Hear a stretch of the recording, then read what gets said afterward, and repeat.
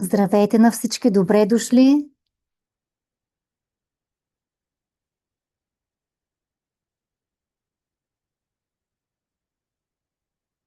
Темата е Аз имам бебе и женско здраве. Коя съм аз? Вече трета година работя професионално в областта на личностната трансформация с множество мигновени физически изцеления. Имам като резултати. Работя с два основни метода: легализация на истината, тета изцеление с божествената енергия работя. Изучавала съм и съм практикувала нутриционистика, рейки, кинезиология, владея лечебните практики на Рене Мейн, емоционалната медицина и метафизична анатомия. Сега ще ви помоля всеки да запише по една дума какво е за вас майчинството. С по една дума го запишете. На тези, които темата е майчинството.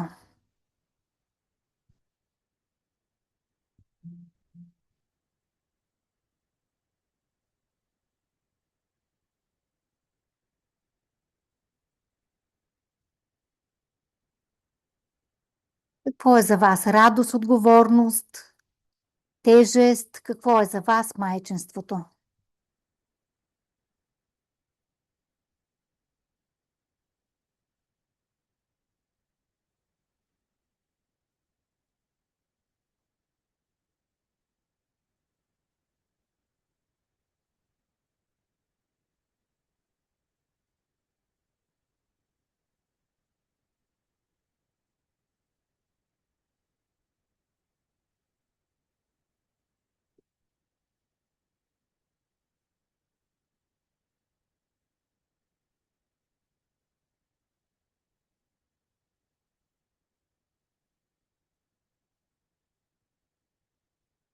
Продължаваме нататък.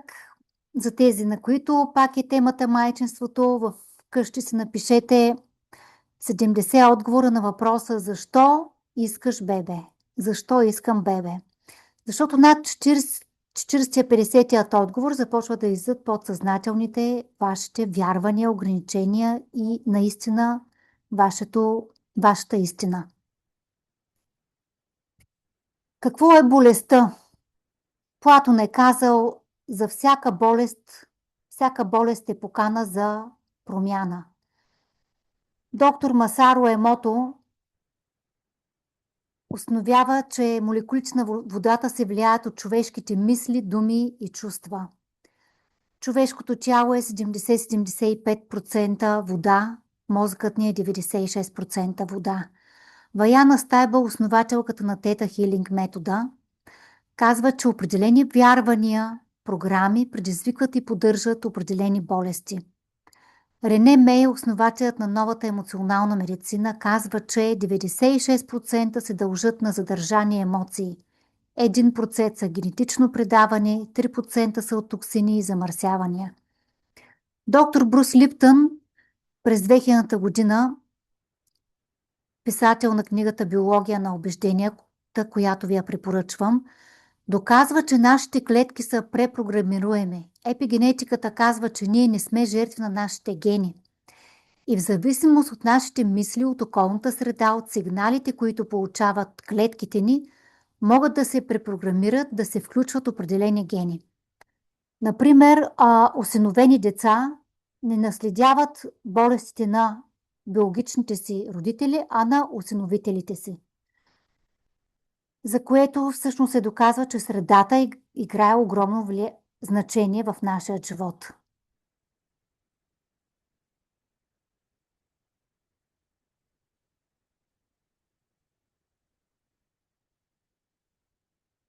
Как влияе стресът върху нашето тяло? Има два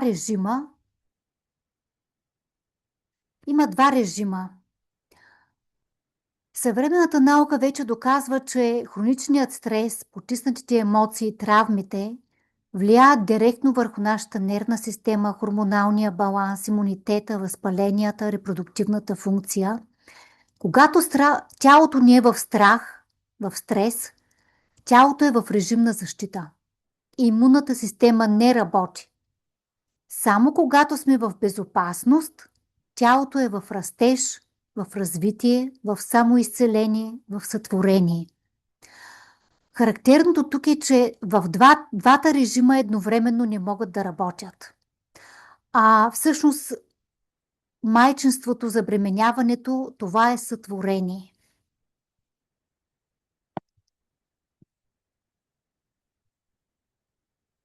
Какво блокира още женската енергия? Натрупаният стрес и напрежение. Високият стрес произвежда висок кортизол. Прогестерона спада. Нередовният цикъл, тревожност се появяват. Потиснатите емоции ги задържаме в тялото. Тялото помни всичко. Появяват се кисти, подуване, болки, напрежение. Липсата на сигурност, тялото се свива. Репродуктивната система не е приоритет. Тогава липсват връзка с собствените ни нужди. И стари модели и убеждения също влияят върху нашата женска енергия. Сега искам да ви обърна внимание, това е от нашия и от моя опит. Мениджър е в мъжки род. Не случайно е в мъжки род. Когато жената е 8-10 часа в тази позиция и в много отговорна позиция, тя е в 8 часа, 10 часа в режим на контрол, доказване, отговорност, оцеляване, натиск, постигане. Все едно носи всички на гърба си, мисли за задачи, срокове, пари, отговорности, очаквания. И така се получава, че в един момент тялото й забравя какво е да се отпусне мекота, наслада, получаване, женственост. А нашето тяло е изключително интелигентно. То помни, усеща абсолютно всичко, складира. Женското тяло ни разцъфва в напрежение. То разцъфва в безопасност. Аз не казвам тук да не работите тези позиции, но има някои хора така се влюбили в тези позиции и дейности, че даже интимният и живот не правят, липса имат на сексуален живот млади хора. До какъв извод аз съм стигнала и искам да ви го споделя, че никоя жена не е родена да бъде любовница.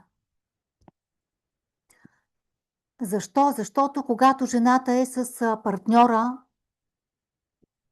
тя е в силен емоционален пик. А когато остане сама вкъщи, на практика всъщност е в рязък спад. И на практика изтощава психиката си, хормоните, тялото си. Може да си казваме, не е така, ми е удобно, не съм готова, не искам нищо сериозно, обаче винаги тялото не знае истината. Подсъзнателно всяка една жена желае, има нужда да бъде избрана. Мечтае за сигурност, принадлежност, дом, семейство, спокойствие. И ви препоръчвам тук книгите на Лариса Ренар, Изворът на женската сила, и всички книги нейни са много добри и всички практики работят.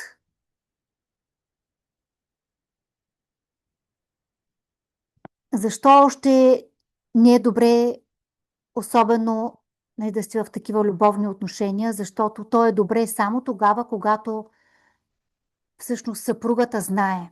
Когато мъжът се грижи наравно и за двете жени. И всичко знаят. Всъщност любовницата какво се явява? Притурка към книгата. И всъщност тя се явява излъчената от тяхната семейна система. Тя се явява като непризнатата в семейната система, в тяхната семейна система. И това нещо се отразява на поколенията, както в единия, така и в другия род. Средата, в която живеем, всъщност са основите, все едно са като основите на къщата. Средата, в която живеем, те ни дават и нужни са спокойствие, защита, наслада, любов и принадлежност. Тогава се чувстваме сигурни, в спокойствие, защитени. От интернет ли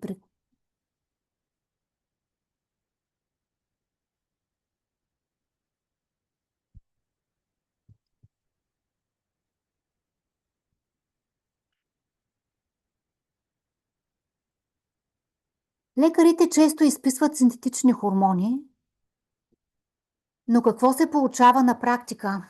Мозъкът ни получава сигнал, има достатъчно хормони и не е нужно тялото да ги произвежда. То в един вид заспива. Освен това, терапията с синтетичните хормони е доказано, че има странични дефекти, като сърдечно-съдови заболявания, неврологични смущения. Прогестероновите препарати пък предизвикват намалено либидо, промени в настроението с стомаха, главоболие, мигрени, покачване на теглото и други. Защо също не е решение отстраняване на матка и на яйчнице? Защото не се примахва причината, а следствието. Ако вътрешният конфликт, травма, начинът на живот останат същите, всъщност те намират отново друг израз. Също така женските полови органи са център на женствеността, място за съзидание, символ на приемане, сигурност, принадлежност. Те носят своят енергиен отпечатък. Енергийно матката носи усещането, че аз имам право да съм жена, връзката с рода, с майчната линия, с тялото. Яйчниците са свързани с радостта от живота, удоволствието, хормоналния, емоционалния ритъм, творческата енергия.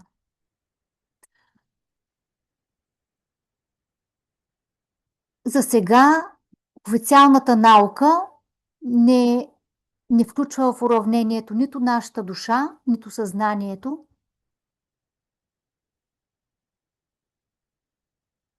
И всъщност лекува само тялото, само външното проявление на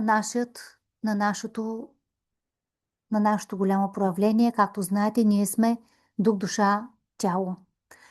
И понякога носим много дълбоки вътрешни решения, като не е безопасно да бъдеш жена, любовта боли, майчинството носи страдание, не искам да преживея живота на майка ми, страх ме е. И това не означава, че жената е виновна, не означава, че сами си причиняваме болестта, означава, че тялото говори чрез симптомите. Какви вярвания най-чести понякога стоят зад репродуктивната система, половата система? Това е осигуряване на оцеляването на вида. Понякога са свързани с следните чувства и убеждения. Гняв, срам от миналото, от сексуална злоупотреба. Убеждения, свързани с интимността. Вричания за бездетие, също за безбрачие. Родове модели. Опасно е да се възпроизвеждам. Страх от недоимък. Миомите, всъщност миомата много често се оприличава като енергийна бременност, носене на чужда отговорност, чужди животи. Също така може да е задържано творчество, задържани емоции към партньора, болка свързана с майчинството, тема за женската стойност, родови модели, живот без право на избор и мнение, потисната женска сила, нерешени теми майка, жена, дъщеря. Кисти в яйчниците са свързани с аз зная какво е чувство, не зная какво е чувство да съм щастлива. Не зная какво е да живея без страхове. Трябва да се боря за всичко, което имам. Тук се препоръчват мака, калци, магнезии.